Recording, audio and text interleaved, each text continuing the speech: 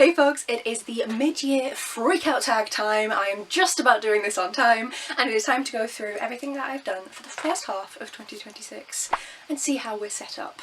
Now, we do have the traditional questions that we go through, so I'll be going through those in a minute, as well as one that I have added because that genre is underrepresented. But I also wanted to go through the stats, just the very basics of what I've read so far this year. So the number of books I have read by the end of June in 2026 is 100 on the dot. That was very much helped by the 30 and 30 challenge that I did that absolutely ruined me, but that very much helped that number. I read 33,982 pages, which I'm very, very pleased with. I've listened to 242 hours of audiobooking, and the biggest and oldest book I've read, which is a stat that I like to do each month, and this is the one that comes out on top overall, is the Bible. It is the oldest book that I have, and it is also the biggest at 1,275 pages. I don't think anything's going to beat that this year, so this is also the answer for the end of the year as well. Okay, so let's dive into the questions. The best book I have read so far this year, could it be anything else? Project Hail Mary by Andy Weir. My copy has come back. It is now looking much worse for wear. I actually listened to this via audiobook, and I had this copy available, and then I gave it back to my dad because it was originally his, and he's now returned it to me. Read and loved. He enjoyed the book as well. Very glad to hear it. If you don't know about Project Hail Mary, somehow at this point we're following Ryland Grace and the sole survivor on this project, the last transmission that was sent out into space to try and figure out a scientific solution to a problem they were having back on Earth. He doesn't know what's happening though, he doesn't know that. He wakes up with no memory on this spaceship, just floating around, and has to try and figure out what the fuck is going on. This is very beloved. I am on the camp of it's fucking fantastic and I love it to death. Obviously everyone has their own opinions. I fucking love it. This is an amazing, amazing book. I could use it for answers for almost every question here. And I love this, I love the film, and I'm so glad my dad loved it too. Then the next question is the best sequel, and I'm going with The Moon-Blessed King by Lindsey Byrd. I loved this and The Sun-Blessed Prince. Both of these books are absolutely fantastic. I feel like they are hugely underrated. They have a really slow burn romance, a fascinating death and life-based magic system. In this one we solve a, let's just call it a pandemic. We also have the political interactions, the emotional interactions. The duology is amazing, and people do not love it enough. Next question, a new release that I have not yet read, and that is Pretenders to the Throne of God by Adrian Tchaikovsky. This is the fourth book out of, I believe, 5 total in the Tyrant Philosophers series. I've read 1 or 2 of the books from that series this year. I am behind, and this is the most recently published one that came out this year, and I need to get to it. I'm showing you the edges because they are gorgeous, and this series in general follows the colonial PAL army as they are taking over loads of countries, and we follow different points of view. We follow the army, we follow countries they have overtaken, we follow a country they wish to overtake, and the gods they wish to destroy. This PAL army does not believe in any gods, so they remove that wherever they go, and yes, we have lots of different perspectives. I don't know what the perspective is on this one because I've obviously not read it yet, but I am excited for this one. I love Tchaikovsky's writing, so it's going to be fantastic. My most anticipated release, so this is actually apparently winging its way to me now from the United States, and that is Platform Decay by Martha Wells, the next Murderbot book. I am so excited. I love Murderbot so much. The stories are just so entertaining. I feel like they could go on for so long. There's so many options with them. I adore this series. If you don't know, Murderbot is a security unit that has managed to hack its governance module so it no longer has to follow the protocol from the company. However, instead of going rogue, it just wants to watch soap operas and ends up saving the idiot humans that it's there to look after. And the series goes on from there. This is going to be book 7 or 8, I forget which one, and I absolutely love these sci-fi novellas. They are so much fun. Then the book that was the biggest disappointment, and unfortunately for me that was Carve the Mark by Veronica Roth. This was the first book I read for my 10 books that are going to expire in 2026 if I don't read them, and this was just not it. The concept is interesting. We have 2 different points of view. We have a sister of a brutal tyrant and the son of a farmer, and they're in this same fantastical sci-fi universe trying to survive and trying to promote their own people's welfare, and it was just, unfortunately it felt quite poorly written, which I really wasn't expecting. I just did not care. I did not want to read this. But the second book is apparently much better, so I am going to read that and give it a shot. But yes, unfortunately this one just was poorly written. I read this in January and this was so bad that I can barely remember anything about it. The magic system in it really needs more development, at least to the reader's point of view. We need more information about it. The motivations that were given weren't good enough. The plot points weren't moving in the right way to actually make it move and flow seamlessly. There were just a few too many issues with this one, but fingers crossed, book 2, The Fates Divide, will be worth it. Then the book that was the biggest surprise, and for me that is Girl, Woman, Other by Bernadine Evaristo, purely because I had picked this up before, was in a slump or just not in the right mood for this book, and so had temporarily DNF'd it and didn't think it was going to go very well when I tried to read it again. Instead, I loved this book. This is 5 stars. It is one of the best books I have read in a long time. It is absolutely beautiful. We are following so many different points of view. Let's get the numbers up. We're following 12 different points of view of black women across primarily England who are just trying to live their lives in different time points and how they are able or not able to do so depending on the environment around them. This is written so well. I love how interconnected whilst also separate each and every one of the characters are. This is a beautiful book, and whilst I know that it joint won the Women's Prize for Fiction, I think it just should have won it outright.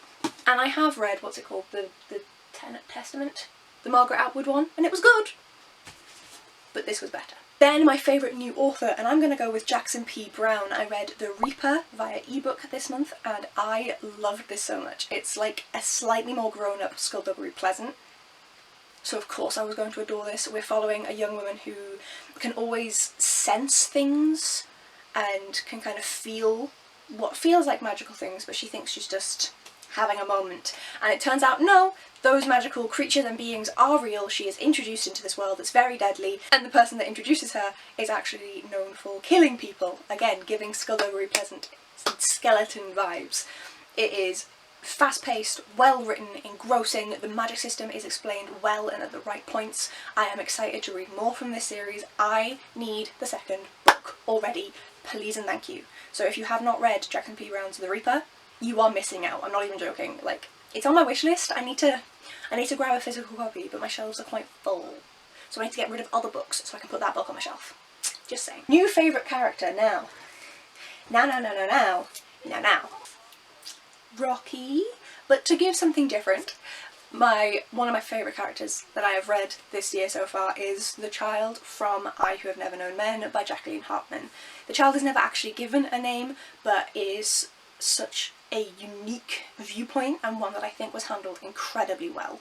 I love this book so much. It was originally published in the 90s, I believe, and was translated at that point, but has picked up hype again more recently, and it is about this child, evidently, who is in a cage with these 39 other women, and it's supposed to be all adults, but for some reason she was picked up too, and they are all adults. They lived in the world previously before being put in this cage and in this dystopian landscape, whereas the child has no other knowledge. And so we are learning about this world through what the adult women are willing to tell her, which is not very much because they don't want to touch on their past because it hurts them. And it's just a fascinating read, and the child is a really unique viewpoint, so amazing. Everyone is loving it for a reason. I don't understand why it wasn't beloved when it first came out. Then a book that made you cry. But again, to go with something slightly different, I'm going to go with A Man Called Ove by Fredrik Backman. This book, originally, when I first picked it up, I was like, I don't care. Get on with it.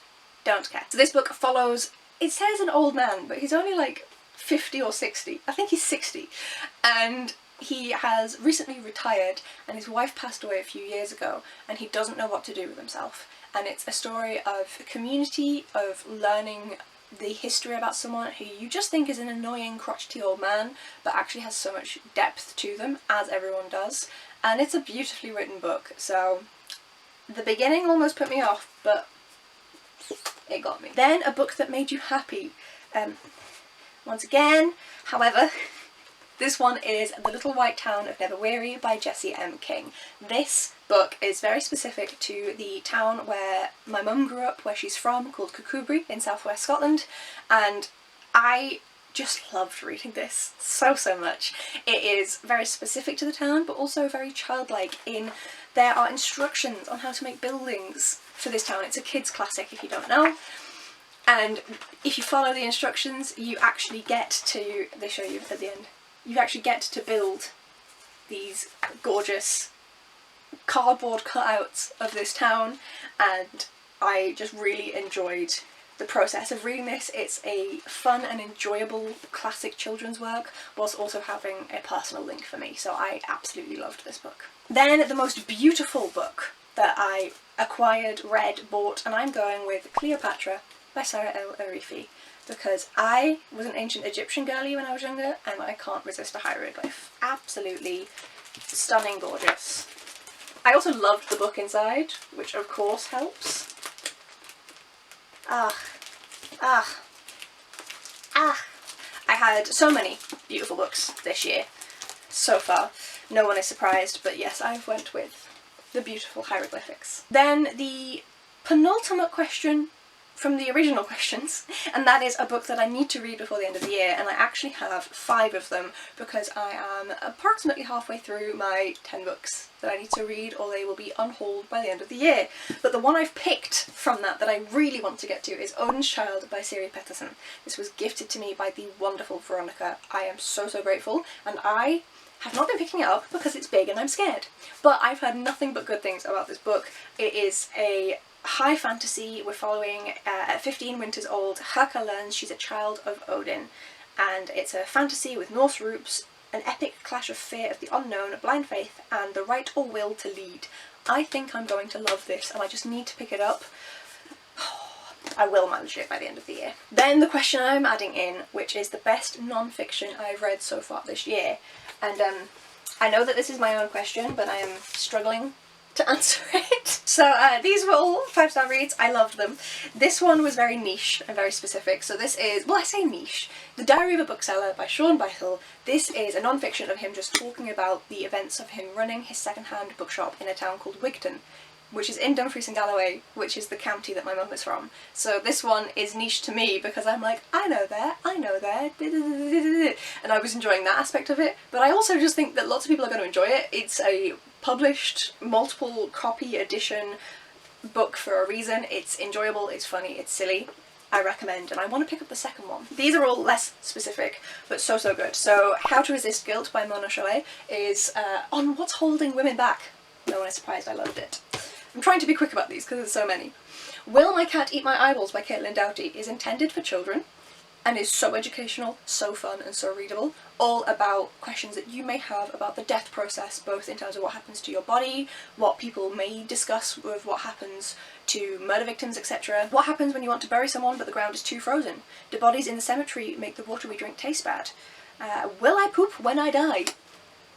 Fantastic. Then A History of Britain in 10 Enemies by Deary. I originally wasn't going to pick this up because I just thought, oh, it'll be okay. I couldn't put it down. I could not put this book down. This was so engrossing, so enjoyable. This is, of course, British specific history, but oh dear God, it was fun. I think I'm going to pick this. I think. And this is This Way Up by Mark Cooper Jones and Jay Foreman, and this is all about maps from around the world and how them being wrong has caused blunders and fun and ridiculousness. This is really fun, really easy to read, really educational as well with the maps in it, and I just had a fantastic time reading this. It is very silly, very British humour, they are British, and you've got the maps in there as well to look at. And it was just a fantastic time and really enjoyable, so I'm very glad that I picked this one up. And then the final question is to name some folks that you've loved this year. So of course I have to name Olivia Savannah from Olivia's Catastrophe. She has now left BookTube, but she still is on Bookstagram. Please do go give her a follow. I've also been loving Baby Back Books, Jessie on YouTube, and Ellen Made Book Club.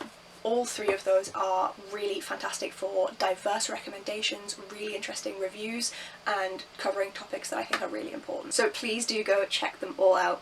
Thank you so much for watching, folks, and hopefully I will see you at the end of 2026. Bye!